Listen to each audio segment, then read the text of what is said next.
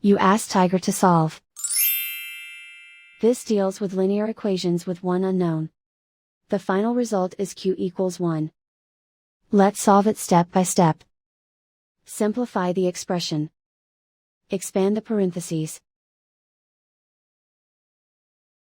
Simplify the arithmetic. Group all constants on the right side of the equation.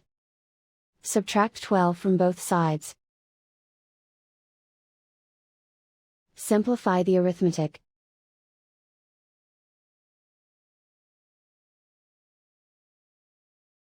Isolate the q.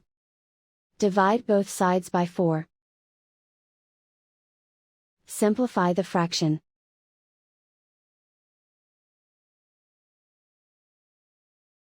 And so the final result is q equals 1.